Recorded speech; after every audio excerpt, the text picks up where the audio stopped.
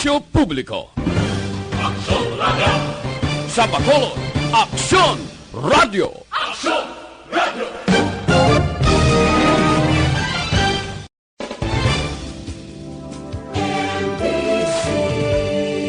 Manila Broadcasting Company. Sa balita, komentaryo, isyu, serbisyo publiko. Aksyon Radio! Sa Bacolod, Aksyon Radio! Aksyon Radio!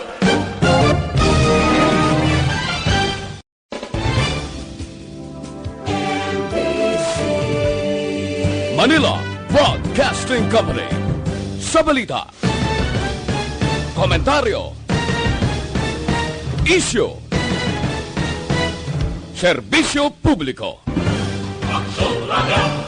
Sa Bacolod, Aksyon Radio! Aksyon Radio!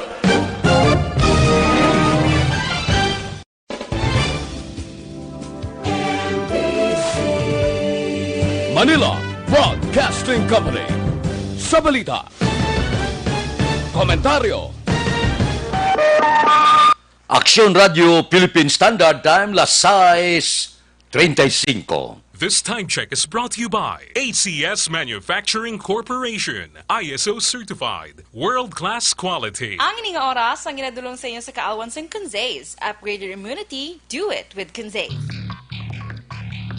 Action Reports, second portion.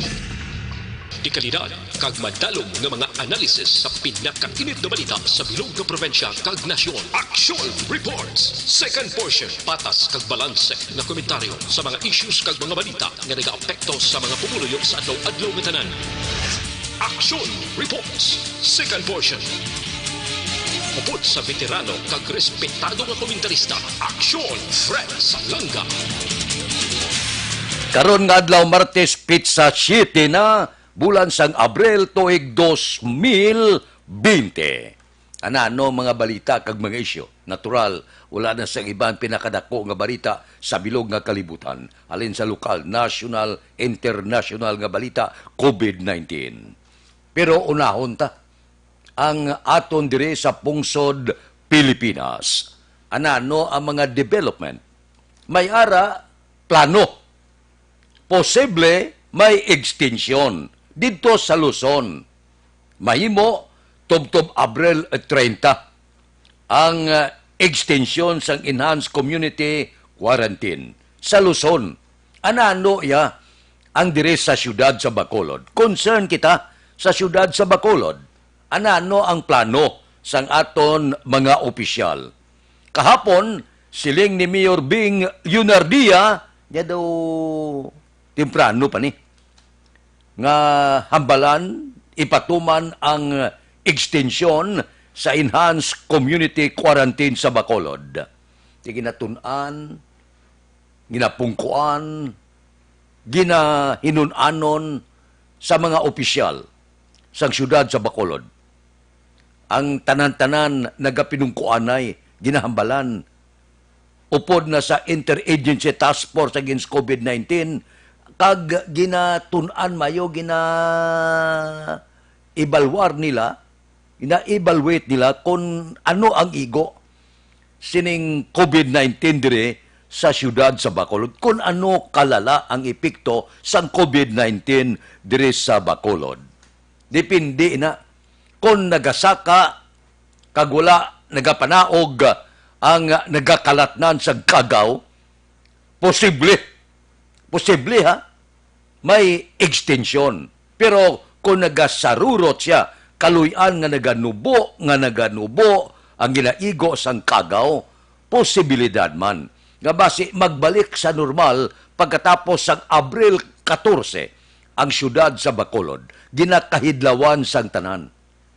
Amo ning ginahulat sang tanan, halin sa may edad, ginikanan, kabataan. Amo ni ginahandom nila nga kabay pa, ginapangamuyo gid nga matapos na ini. Nga makabalik na kita sa normal naton nga pagpangabuhi. Nga ang may ara sulusubra, kag may gintigana para sining krisis nga dulot sang COVID-19, makapian-piyan. Amo nang itawag nga panic buying. Ang panic buying sa may kwarta. Sa karon niya, panic na lang ang nabilin sa pumuluyo. May ginagutom na. Kulang-kulang na ang sulod sa puluyan. Ang bugas ginakulang na. May ayuda ang gobyerno, pero wala pa makaabot.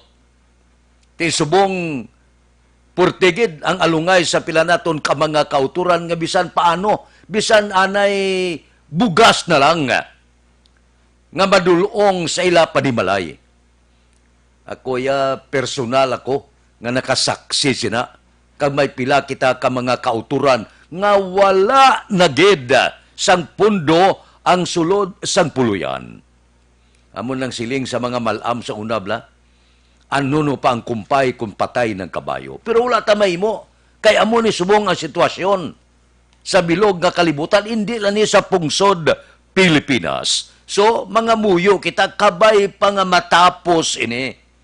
Nga makagwa ng aton mga driver, taxi kaman, di pasahero nga salakyan. Gasarurot, alos kada simana may rollback ka sa presyo sang gatong. Hindi mapuslan sa driver, kay wala sila ginapahanugutan nga magbiyahe. Amat-amat na nagapakaubos ay lapundo sa sulod sang puluyan. Gaayo na, bisan kilo-kilo nga bugas lang. Kung madulungan ang ila panimalay, nga isagod sa ila kabataan. Sakit-sakit ini. Di galing wala ta mahimo. Kinanglan nga magtuman ta, magsunod kita kung anong mando. Tiyan mo lang siling ko, lantaon ta ni. Tunan sa makulod, kung kamusta ang dalagan sang COVID-19. Ganubo bala siya? Kung naganubo, mayong balita. Base kakaso na ang enhanced community quarantine. Ipangamuyo tatanan. Kabay pang hindi kita magsunod dito sa Luzon nga na may plano extension tub-tub Abril 30. Maayo lang niya ang may pundo, maayo lang ni may kulukwarta, sa imol na ton nga mga kauturan, porte niya. Amo ni tuod nga puasa gid sa Semana Santa, wala na kaunon mo. Di puasa kagid. Luyag mo kasi hindi, luyag ka magkaon lang kakaunon. Porte no, kabudlay gid kayo sang sitwasyon. So, kabay pa nga matapos ini siya. Kabay pa nga makakas na ang tanan nga mga enhanced community quarantine matapos ta mga kurpyo nga makabalik kita sa normal na ton nga pagpangabuhi. Bululigan ta ini, tanan kita, tangla kita sa langit, hindi na kita hagad komentaryo, social media, pakamalaot sa aton pariho. Kita tanan na piktado. Bululigan ta ini, kooperahan ta ini, updan ta ini. Agod nga matap na ini siya. Kaya may pila kita ka mga kauturan, amo na ni sitwasyon, hala, gabinal balanay pa sa social media, balbal diri, balbal dito, pakamalain diri, pakamalaot dito. Nga wala gid pulos. Hindi na chimpo subo nga magaway. Ini ni chimpo nga mag-insultuhanay. Ini ni chimpo sa politika, panahon ini sa pag-isa. Bululigan ta ini. Kung matapda ini, kag mauntat ini, ang makabenipisyo, ikaw, ako, kita tanan. Aksyon Radio, Philippine Standard Time, las 6:42. Mabalik kami pagkatapos ini. Para labanan ang banta ng COVID-19 sa ating bansa, mahalaga ang kooperasyon ng bawat isa. Ang pananatili sa loob ng bahay ay isa sa pinakasimple pero pinaka-epektibong paraan para hindi kumalat ang virus. Kunwari, ikaw ang tuldok na ito. Malusog ka at malakas. Lumabas ka ng bahay. Ang hindi mo alam, may nakasalamuha ka ng may COVID-19. Tandaan, mahirap malaman kung sino ang may virus, pero madali itong maipasa sa iba. Pwedeng naipasa na pala niya ang virus sa iyo nung umubo siya o bumahing. O baka naman ay nahawa na dahil humawa kayo sa parehong bagay na kontaminado. Ngayon ay mayroon ka na ring COVID-19. Isa ka ng carrier na makakahawa sa iba. Dahil maaaring ilang araw pa bago lumitaw ang sintomas na ubo, sipon, hirap sa paghinga at lagnat.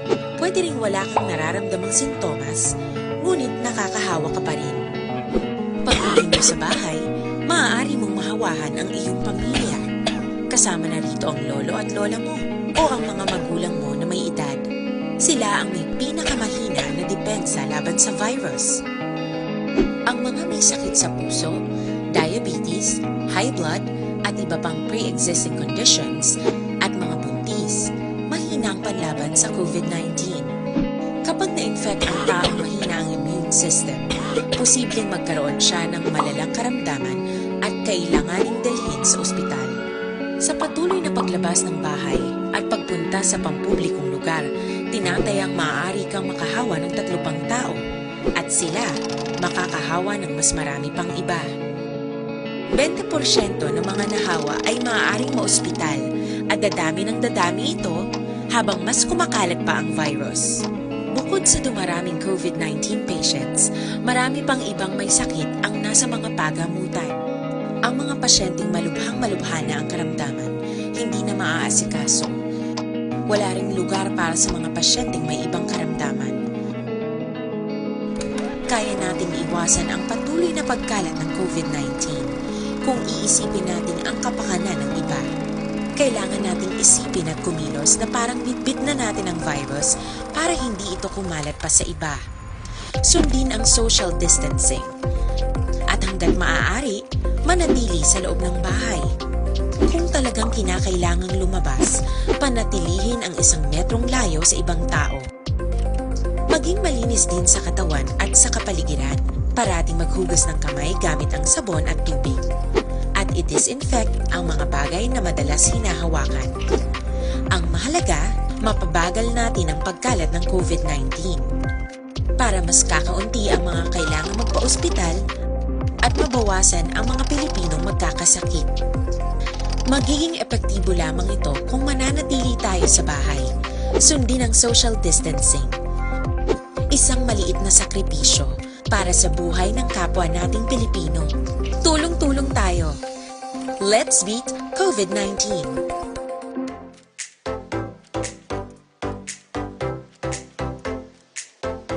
Mga kaaksyon, madamo sa naglaylay na pamaagi at protektahan ang imong kaugalingon batok sa novel coronavirus 2018 o ng COVID-19. Isa sa mga pinaka-importante ang regular, safe, and effective hand hygiene gamit ang habon kag tubig o ng alcohol-based hand rub.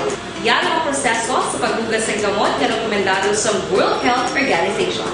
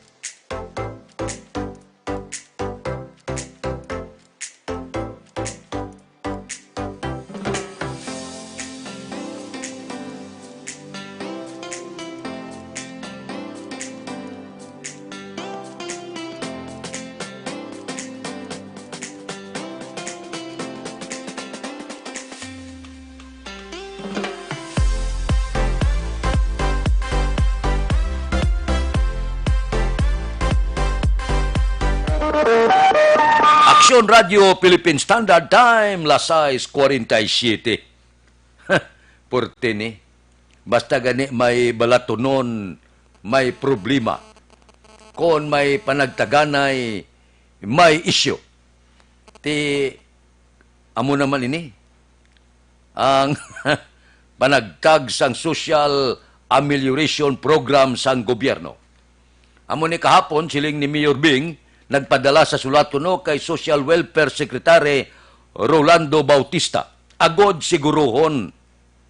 Agod hindi makatugas ang di pagangpanay, misconception, ini balang nagapaabot nga hindi makabaton. Nagapaabot nga hindi pwede kabaton. May mga report na ang mga barangay kapitan nga ang tanan nagapatigid nga kwalipikado sila sa Social Amelioration Program. May target nga beneficiaryo lang.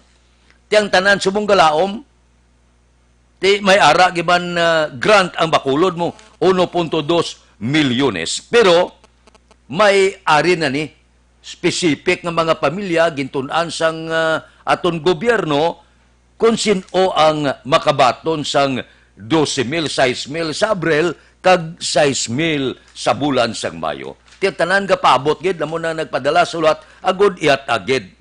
Pero ang report nagasiling wala malakip ang mga pensioner sa 2 ka bulan nga emergency subsidy. Ining aton bla mga pensioner. Pero may indigent senior citizen lang. Halin sa pigado nga pamilya ang makabaton sang ayuda. Iniya 5,000 tub 8,000 naman ni para sa aton mga senior citizen bla. Kaya sila galao man mo nga madala. May ara man yang senior citizen nga ang ilang ginabaton nga pensyon putik lagko man. Kami ara man niya mayo pangabuhi. So klaruhon talang hindi tanan ang makabaton ayuda. Ining ayuda sa aton sini emergency subsidy program 200 milyones man mo ang gipain sa gobyerno. Diri sa aton sini Social Amelioration Program iklaruhon man ini kung sino lang ang dapat makabaton. Kaya mati sobra kita 600,000 diri sa bakulod, ang makabaton mga 103,000 lang. So ang silingon dako-dako man yang hindi makabaton. Pero intindihon ta nga ang nagapili sini ang aton sini sangasan gobyerno. Sila ang magalibot, sila ang mag-evaluate bala bagay kagid nga makabaton kay subong gamo na. Dala kami da, ulay amon ngalan, kinahanglaman namo na, wala kami madala. Amon na blati kinalan mauluat hagin Kay gamo naman ning matabo. Isyo wala kag to kaluluoy ni ang aton mga barangay kapitan, ang aton mga opisyal, kaluluoy naman sang balbal. Sila niya na bukutan nyo da, isulon nyo sa bulsa nyo, nga wala ka-intindi sila nga ginapili lang, kaglimitado lang ang makabaton sini. So hulaton ta, ang mo aluat tagid nga sabat ni Social Welfare Secretary Rolando Bautista. Kinala niya atagon ini, isa-isahon ini, para nga hindi naman magtuhaw ang isyo, balbal diri, balbal dito, kay kuno para sa tanan, ang iban wala kabaton, ginapili lang ang hatagan. Por Dios, por Santo, hulaton ta, atagon ta, ipatag sa pumuluyo, para wala naman sang disgusto, kang hindi pagdabukan sang iban, nga manugdabok na, gainit na ganan isyo, dabukan pa, sos, intahan pa sang pila ka mga politiko, disgasyagid. Labi na gid ang mga kontrapartido, sos, perte, balbal nila. Baho, ginhimo lang nga balalbalon ang mga opisyal, nga wala pa sang katagan kon anano gid ang matuod-tuod sa likod sini, nga ang 103,000 nga magabaton, kag hindi tanan makabaton. Tingin na dabukan nila, hindi, sakop ka da, dala ka da. Ay sos, imbes nga magtaway, gagamo ang kalibutan. Aksyon Radio Philippine Standard Time, Lasay 52. Mabalik kami pagkatapos ini. Ang Dr. Alfred.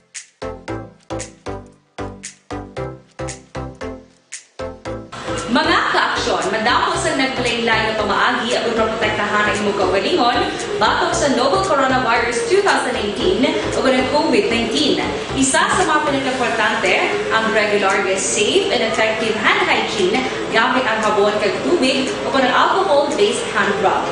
Yan ang proseso sa paghugas ng gamot na rekomendado sa World Health Organization.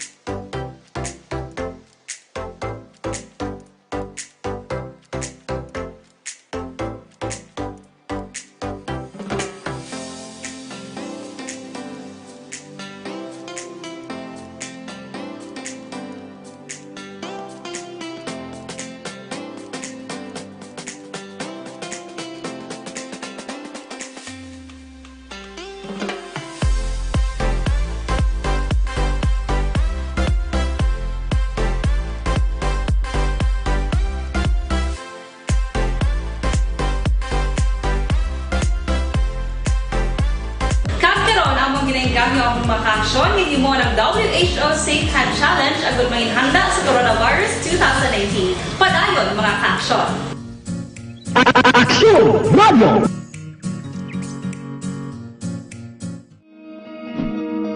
Para labanan ang banta ng COVID-19 sa ating bansa, mahalaga ang kooperasyon ng bawat isa.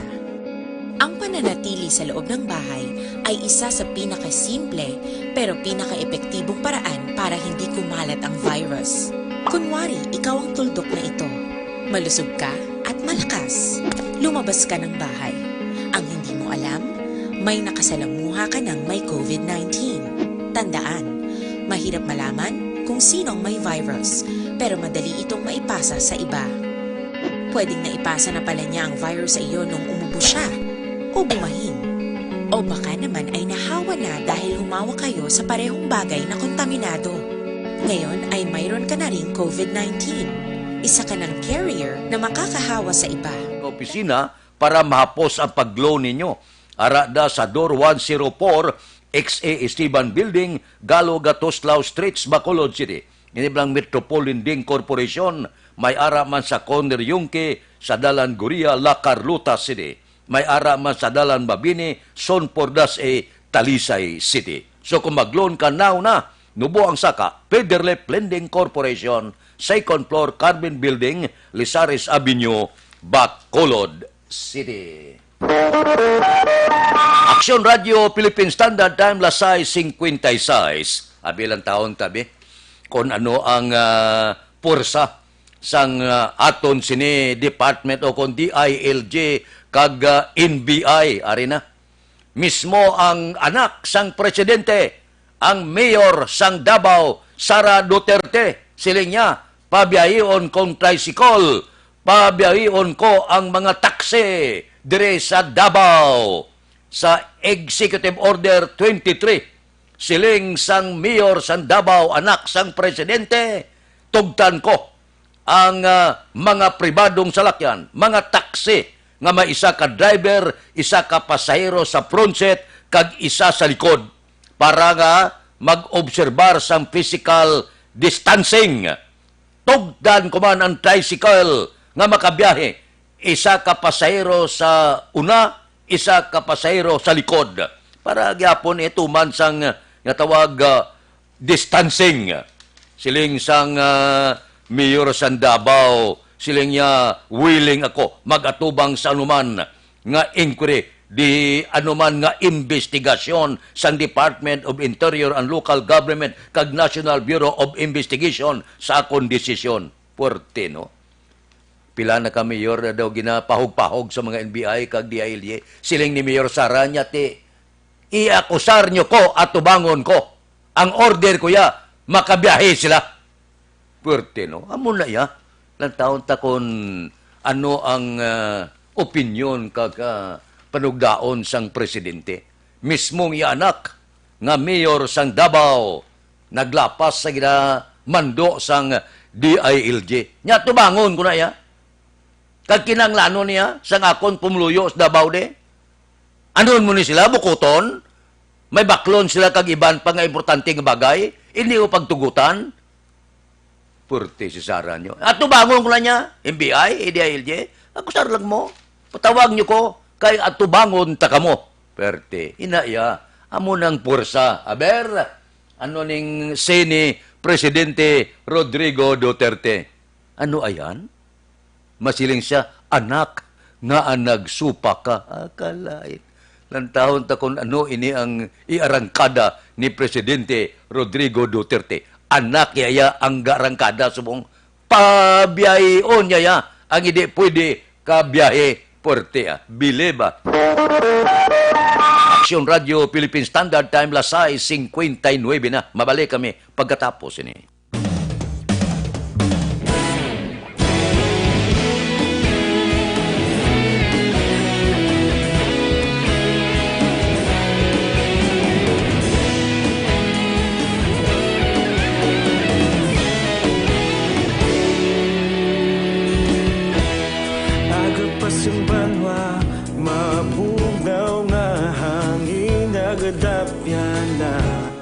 Ikaw nang ginapamati ang namon sa sandigan. Tingog sang probinsya, kamatuuran ginapalap na. Minsay nga may dala, paglaom kag kasanat. Tinuig na nagligan, ikaw gihapon ang ako nga istasyon. Sa pagbudlak sang adlaw, sa pagtuhaw sang biton. Mga balita nga may dala inspirasyon. Aksyon radyo, bakolod man sa gihapon. Padayon aksyon radyo, bakolod saludo sa imo. Padayon aksyon radyo, salamat kisa pagserbisyo. Patas kag balanse, matuod nga mensahe, wala sang hinadang piligan. Padayon aksyon radyo.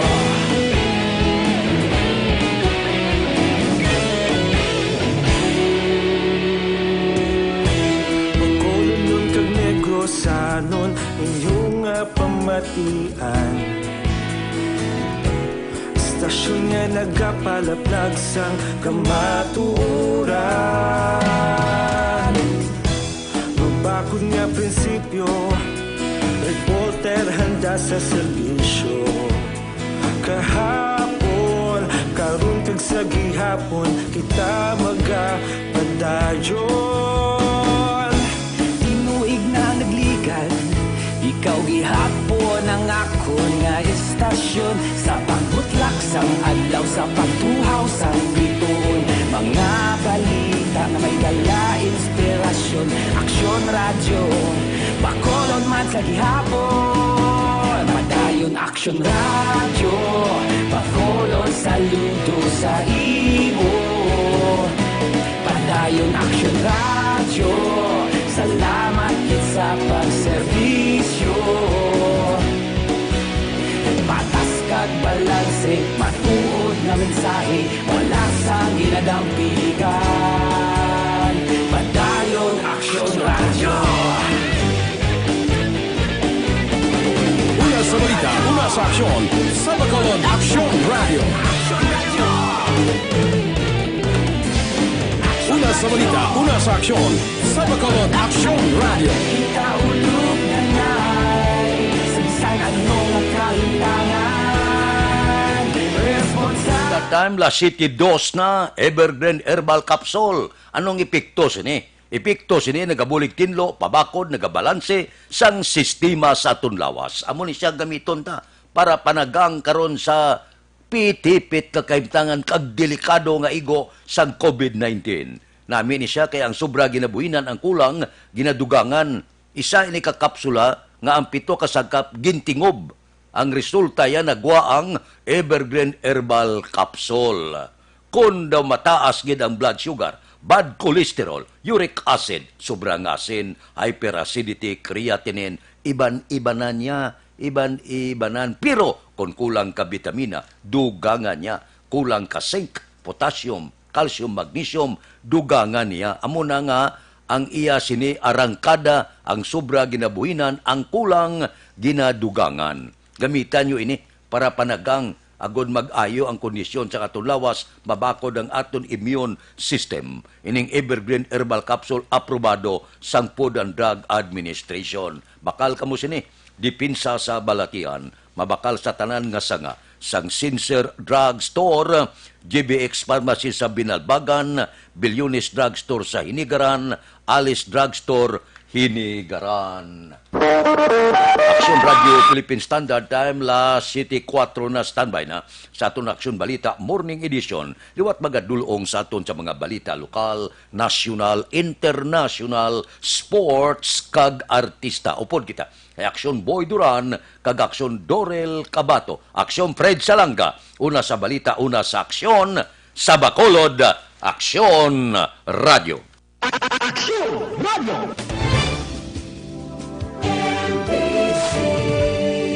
Manila Broadcasting Company. Sa balita, komentaryo, isyu, serbisyo publiko.